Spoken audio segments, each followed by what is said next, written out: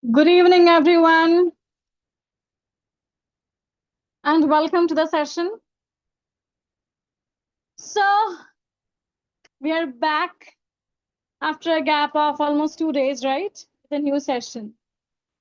So, I really hope you guys missed the sessions. Yes? Okay. So, without further ado, let's get started with our session tonight, right? So, let me start by sharing my screen with you all because we have got many questions to revise tonight for MPPSC. So, yeah, you can see the screen, right? So, welcome to our revision session number 16 for MPPSC.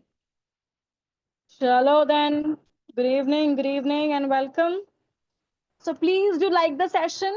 And on that note, let's get started. Right? Chalo. Let's move on to the first question for tonight. Here we go. Yeah. So the first question is from the poem The Night of the Scorpion by Nissim Ezekiel, one of the most important Indian poets, right?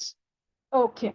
So in Nissim Ezekiel's Night of the Scorpion, the chaotic movement and psychological breathless tension of the night are structurally mirrored by what? Tell me. Tell me. In Nissim Ezekiel's Night of the Scorpion, the chaotic movement and psychological breathless tension. Tension because the speaker's mother was bitten by a scorpion on a rainy night. Right? So,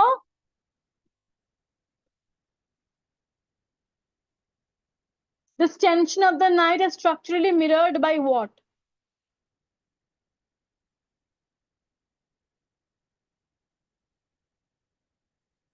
Good evening. Yeah.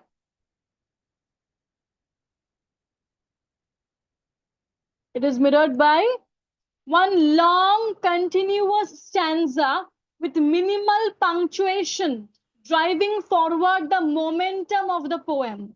If you have read the poem, if you are well aware of the structure of the poem, it's a very easy question for you. It's a question which demands that you should be well aware about the structure of the poem. So how is the structure of this poem? It is what? A long continuous stanza with minimal punctuation which drives forward the momentum of the poem, and hence it captures the tension of the moment. Okay, this is option C. All right, next. The transition of attitude, which is represented by the speaker's father, who moves from a skeptic rationalist to a man frantically pouring paraffin upon the bitten toe and putting a match to it, fundamentally signifies dash.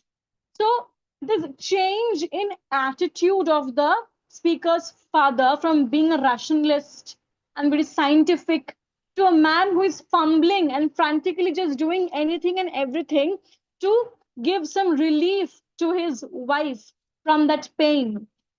What does this shift tell you? What is this shift in attitude telling you?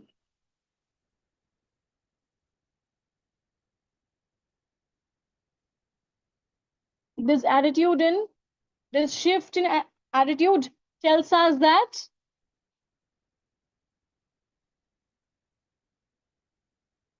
right. The collapse of intellectual rigidity confronted with visceral human suffering. When we face real life problems in real time, often, our reasoning and logic, they stop working. And we try almost every means at our hand to get some relief, to get some respite. That's the same thing which is happening here. There is a collapse of intellectual rigidity when They're confronted with visceral human suffering. Correct. Next. In the opening stanza of Ode on a Grecian Urn, John Keats designates the urn as a foster child of silence and slow time. What precise philosophical implication does slow time carry in contrast to human temporality? It's a question from John Keats' Ode on a Grecian Urn.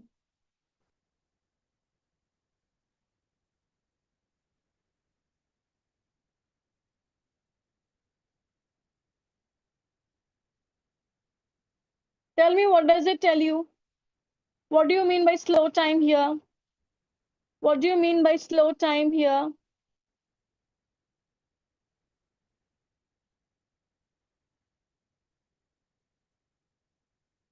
Tell me.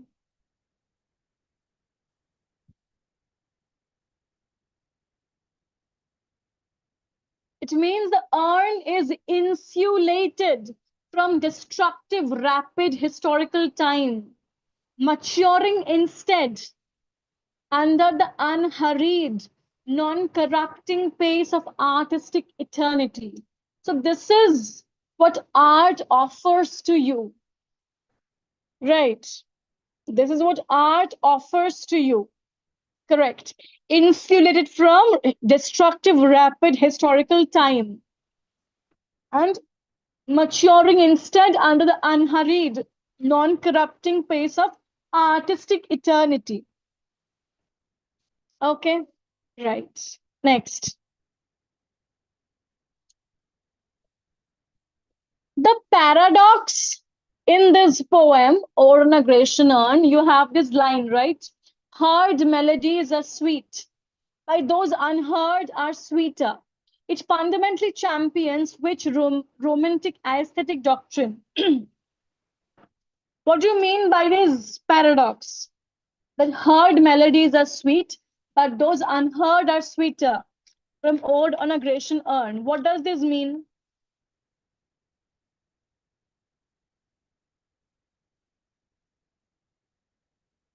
Heard melodies are sweet, but those unheard are sweeter.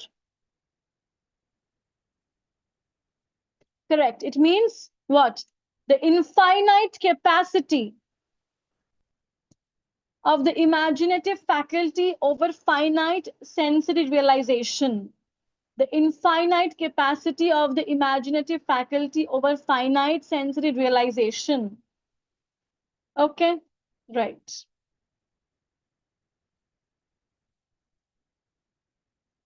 Next. Which of the following best describes the methodological premise of new historicism regarding the textuality of history and the historicity of texts? It's a very beautiful question from research methodology. Right, tell me.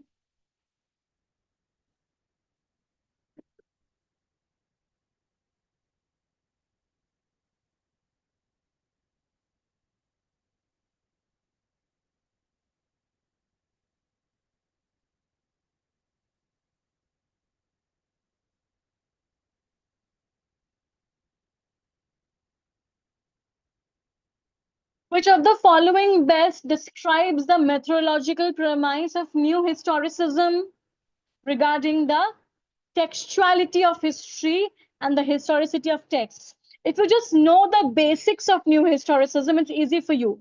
What does historicism tell you? What is the basic premise of this theory? What does it tell you? Yes, it tells us that history and literature are mutually constitutive discourses where cultural artifacts circulate social power. Okay, here history and literature are codependent on each other.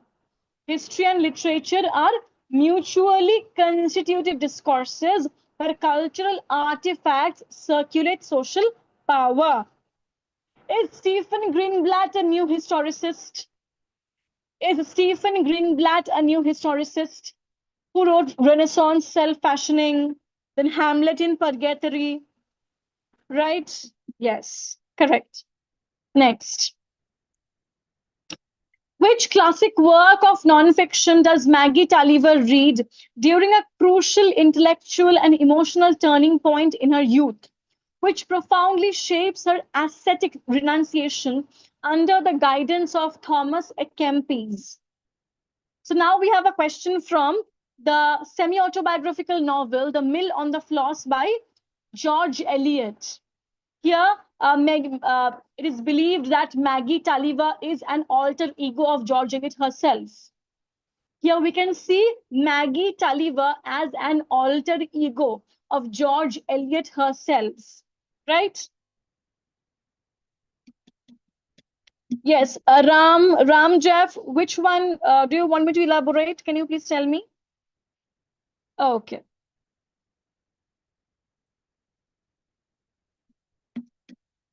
So which classic work of nonfiction does Maggie Tulliver read during a crucial intellectual and emotional turning point in her youth? It is William Law's A Serious Call to a Devout and Holy Life. Very, very important question it is from the text. All right. William Law's A Serious Call to a Devout and Holy Life. All right. Clear? I hope all of you can see the options clearly. I hope my video is not disrupting or interfering with the options. Right. Okay.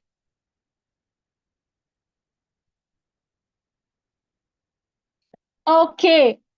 So we know that in NT and NET, poetry, the section of poetry plays a very important role, right? And if you want to get a very good grasp in this section of poetry, this book from Vallath, Once Upon a Rhyme, will give you a thorough revision of the entire section of poetry of NET. So from NET perspective, from any competitive exam perspective for poetry, this book is a great choice. If you want, you can check it out, this book.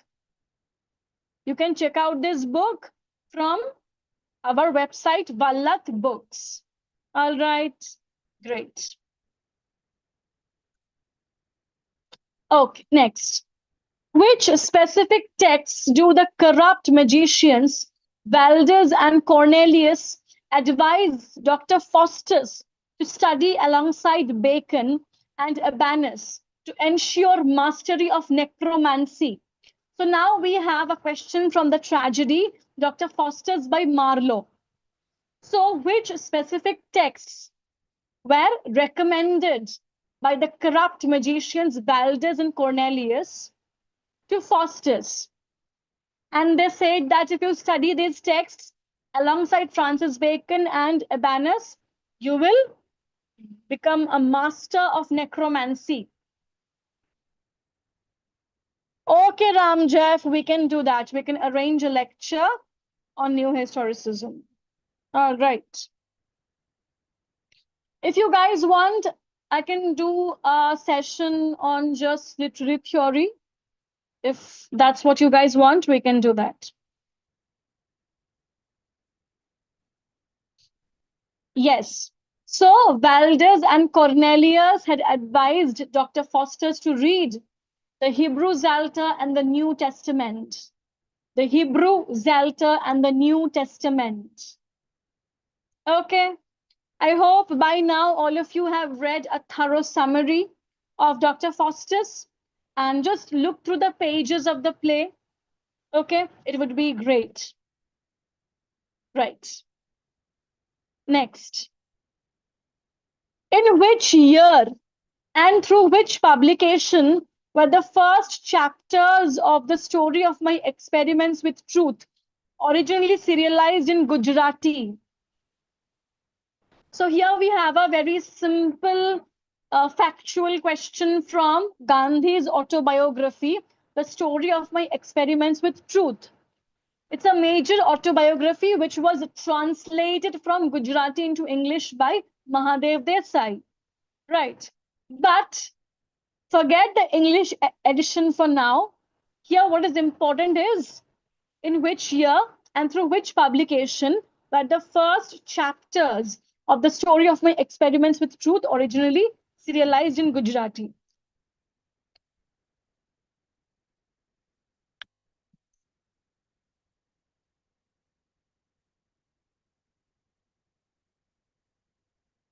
It is the year of 1925 and through the periodical Navajivan. In the year 1925 through the periodical Navajivan. It is option A. All right. Okay. Next. In Walt Whitman's When Lilacs Last in the Dooryard Bloomed, the famous opening triad of symbols consists of dash. So when lilacs last in the dooryard bloomed, it's a pastoral elegy by Walt Whitman, which mourned the death of Abraham Lincoln. So which symbols do you see at the very opening of this elegy? We see the lilac blooming perennial, the drooping star in the west, and the thought of him loved. These three symbols are there at the very opening of this elegy, when lilacs last in the dooryard bloomed, by Walt Whitman. These are very easy questions if you have just read the poem. Trust me, you don't need lots and lots of summaries and all. If you just read the poems, the primary text, that would be great. Okay. All right. Next. In Dryden's Absalom and Achitophel, which specific historical or biblical faction is satirized through the metaphor of the Jebusites.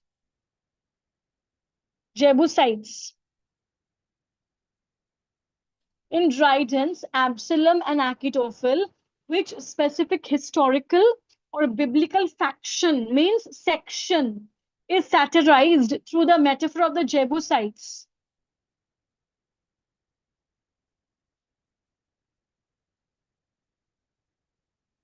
Ayyo, wait.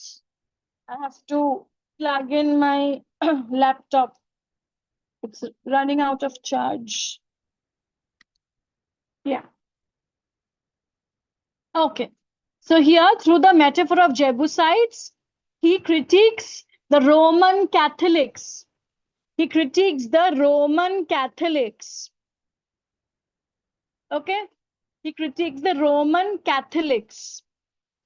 So Absalom and Achitophel, it's a major work of satire by Dryden.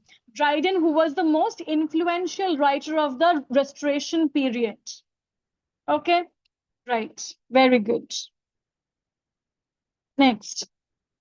Which text famously has this opening line, April is the cruelest month, capturing the deep cultural disillusionment of post-World War I Europe?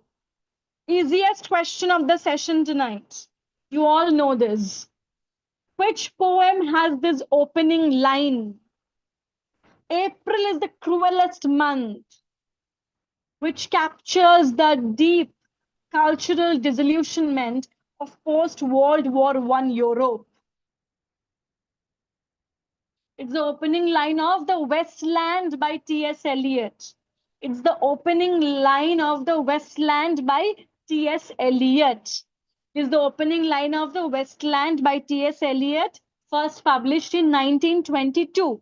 Now tell me, April is the cruelest month. It's an allusion or a reference to which work? April is the cruelest month. This line is a reference to which other work? You know, the concept of intertextuality, which Julia Kristeva talked about. So this is a clear example of intertextuality, means connection between two texts. So April is the cruelest month. This opening line of the Westland, it's a clear allusion to Chaucer's Canterbury Tales. Chaucer's Canterbury Tales. Very good. Next. Very good.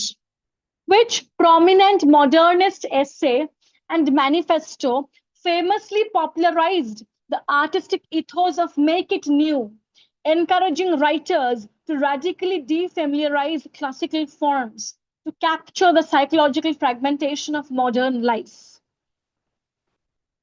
Tell me.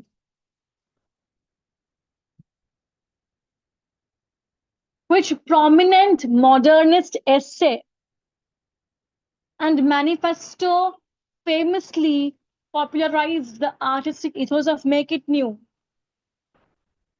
Correct. ABC of Reading by Ezra Pound. Ezra Pound said, make it new. In ABC of Reading. ABC of Reading. Very good. Lovely. Next. Where was the original 1598 version of Ben Jonson's Every Man in His Humour set before it was revised and relocated to London for the 1616 folio edition? So which was the initial setting? Which was the initial setting of Ben Jonson's comedy of humor called Every Man in His Humour before it got revised? Before it got revised. What was the initial setting of this play?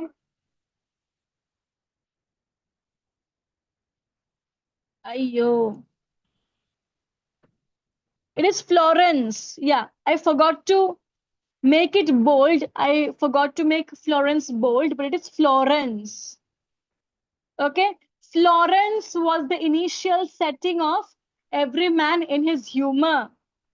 All right. Florence was the initial setting of Ben Jonson's Every Man in His Humour before it was revised. All right. Yeah, correct. Florence. Which essay by Thomas Carlyle famously attacks the mechanical age and argues that machinery has invaded human hearts and spirits just as much as external industry?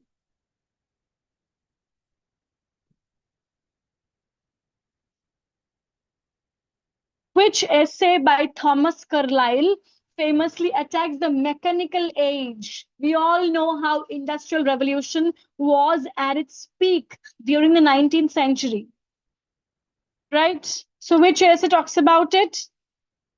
Signs of the Times. Signs of the Times. Very good. Signs of the Times. Okay. Next. Here is the last question for tonight.